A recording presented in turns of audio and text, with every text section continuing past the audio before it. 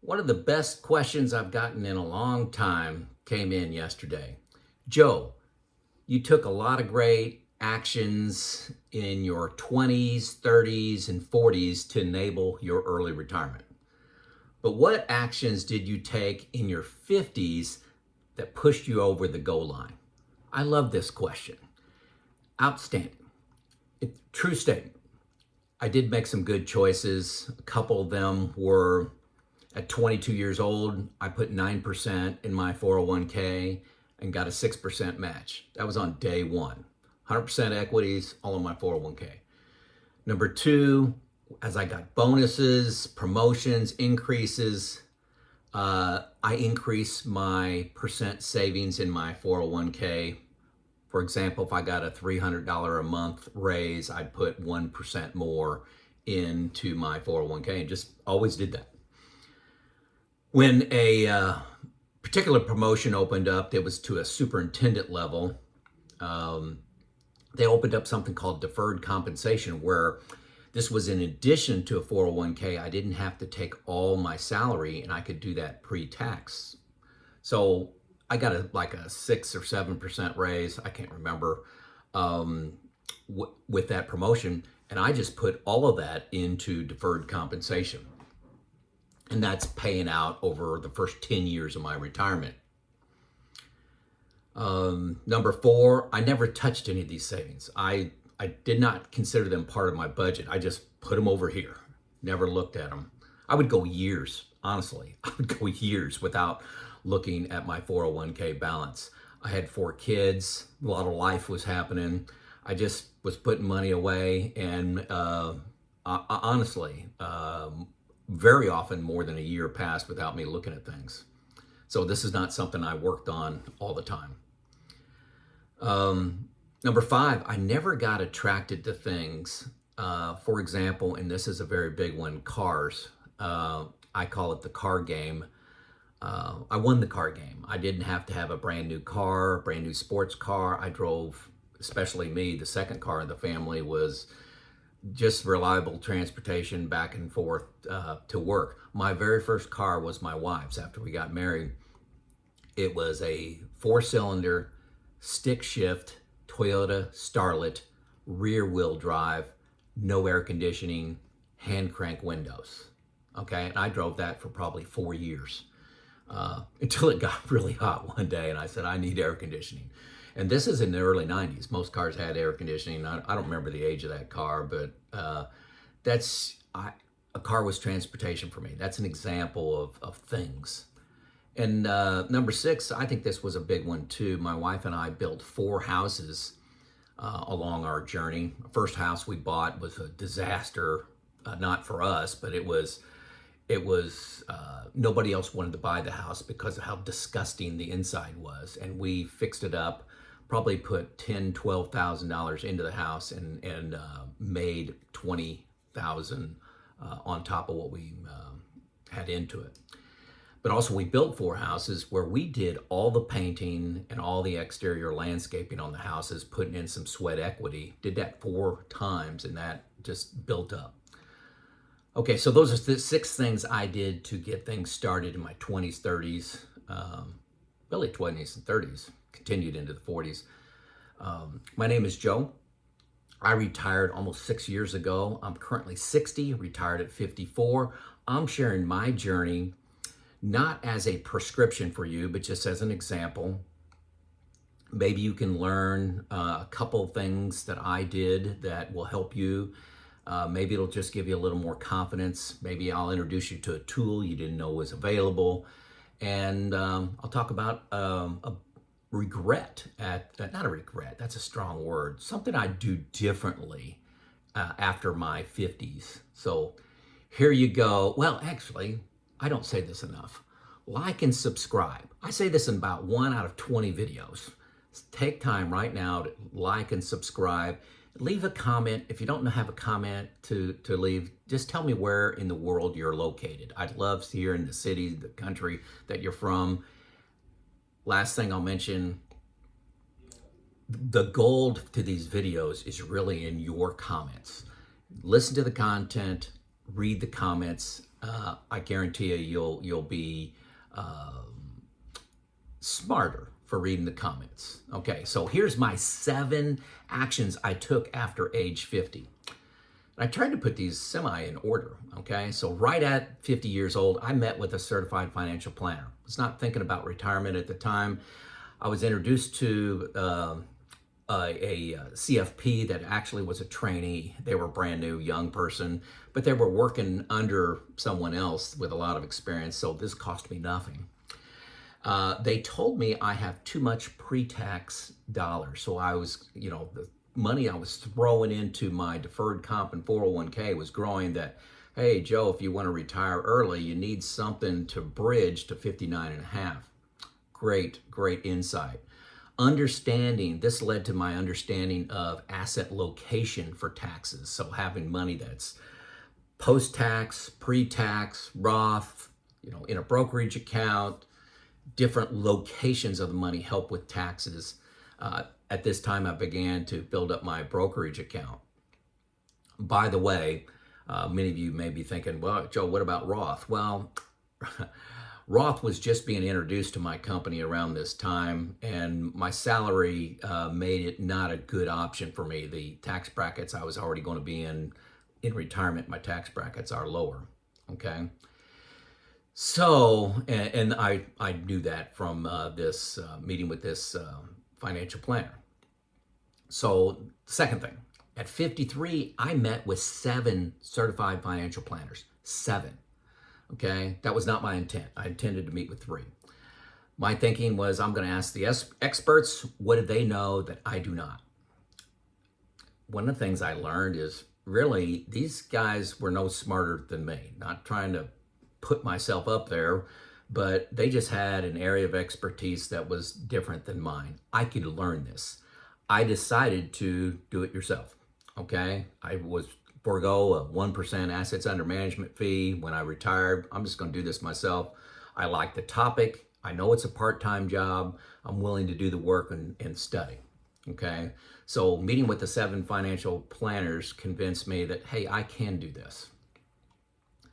Number 3, I educated myself a lot. Okay, and these kind of, you can see how these lead to each other. I'm talking about magazines, books, YouTube. I spent an enormous amount of my free time listening. Audiobooks was where I'm a junkie, as well as YouTube. But a lot of time educating myself. Number 4, I modeled my retirement plan in spreadsheets. At one time, I had 10 spreadsheets that I was working on. I've actually saved them for laughs. But, these spreadsheets, I'd have flat rates of return, say 7%, and then I'd say, okay, let's move that to 5%, and I try to make the plan fail. What can go wrong? That's part of my engineering training, is not just to create a plan that works, but how to poke holes in it. Where can it fail? It's the engineer in me, I think. So I had flat rates of return in there. I would change things like spending, Social Security timing. One at a time, I would be changing these. My mortality, my wife's mortality. I also had a spreadsheet with historical rates of return, go back to the 1960s and 70s, high inflation time. Okay, take those returns in the bond and stock market. What would that do? How did it handle 1999 through like 2010? If I retired with those rates of return, like that started in 99, 2000, literally, I've spent hundreds of hours with education and this modeling. There's no way it's under like 300. It was a job, okay? Number 5, I recognized I did not know what I did not know. The more I studied, the more questions I had. So I started a retirement group. You've heard me talk about them before. It's 2 other people where we do intimate sharing of our expenses, where our retirement philosophy, what our plan was. We all have different risk profiles. I'm probably in the middle, and we have different net worth. So everybody is bringing their different perspectives to help each other. Love this group. This was huge for me. A lot of people say a little sidebar, say they can't do this, they can't find a retirement group. Well, hey, I recognize that. The second link below is, nah, it's third. Third is a group called Money Pickle. Money Pickle are free certified financial planners you could talk to for 45 minutes. You think you got a good plan, you got a question about inflation, you don't like your inflation numbers, you got a Monte Carlo question, you got a question on Social Security, hit the link. It'll go take you to a calendar, and then you'll talk with them on your topic. A CFP on your topic for free. Money Pickle, okay? Give them a call. This is also under, I recognize that I do not know what I don't know. Neil Fort Wendell, one of the 7 CFPs I interviewed, okay, and told them all no. Told them all no probably twice, okay? They called me up after I already told them no. Neil Fort Wendell called me up, and he said, hey, Joe, I'd like to coach you on your retirement for free. So that's how my relationship with Neil started. And you know, I've got him below as a link that if you want to plan only, talk to him. He'll give you a comprehensive CFP plan.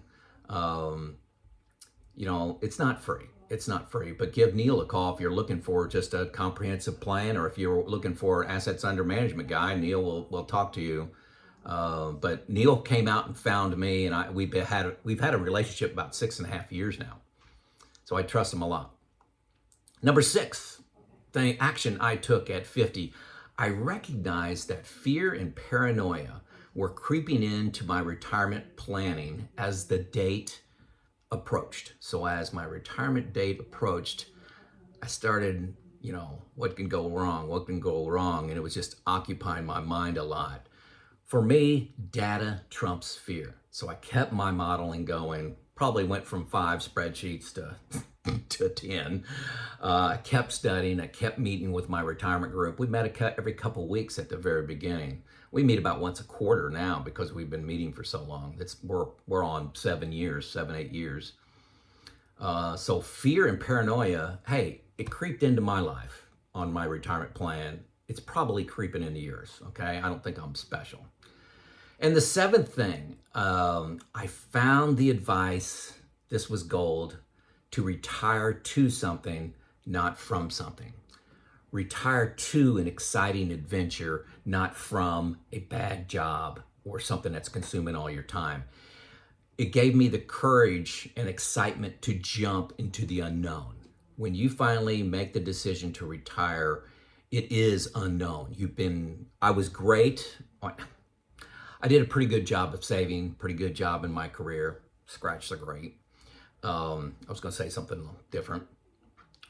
But what about spending? What about the retirement lifestyle? I was going to do reliability and maintenance coaching 1 week, 3 to 5 days a month. I was going to do some traveling. We had 3 travel trips already fully planned out before I retired, and all those gave me the push to jump out into the unknown. One of the things about me is I'm very well aware, self-aware, of when fear is driving my decision making. Somehow it clicks with me and said, oh, I'm just afraid. And that actually aggravates me a lot, gets me mad. And so I typically run right out at the fear. That's just a personality quirk. So if I recognize fear is keeping me from retiring, I want to retire now. So those are the 7, okay? Those are the 7 best actions that I took after 50. But I told you I got some bonus material. What would I do differently? Well, folks, one of the things you know, if you've been watching this channel for more than a few months, you know that I'm a big fan of the new retirement software that's now called BOLDIN, BOLDIN, Bold in Your Retirement. They just went through this name change. It's 100 times better than my spreadsheets. I have one spreadsheet now that's really helps me manage my buckets, but it's not a big part of my retirement plan in any way. 100x better than my spreadsheets. I had errors in my spreadsheets that I was finding 1, 2, 3 years afterwards where I should have been adding some cells together and I was subtracting or forgot to add something in.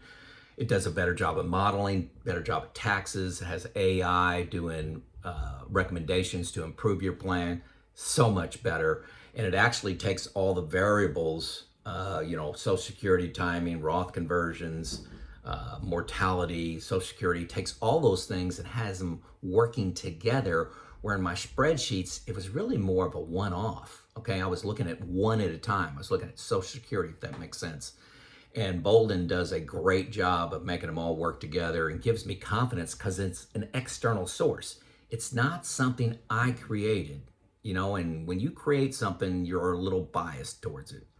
Okay, so this is an independent source.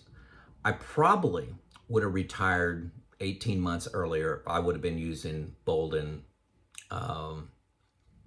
in my retirement planning, but I didn't know it existed. I found it 18 months after I retired. So I probably would have retired 1, maybe even 2 years earlier from increased confidence. Increased confidence in the analysis. There you go. So what I write? You don't have to know what if you're okay. Anyway, so you don't have to have that regret. Look at BOLDIN. It's the first link. I'm telling you, it's a game changer. Read the comments. I get comments every day. I would say I'm at 4 roughly this week, 4 a day of people saying, hey, they got new retirement. They watch my videos. I've retired 2 years earlier. I hear that all the time. Read those comments, get inspired by them.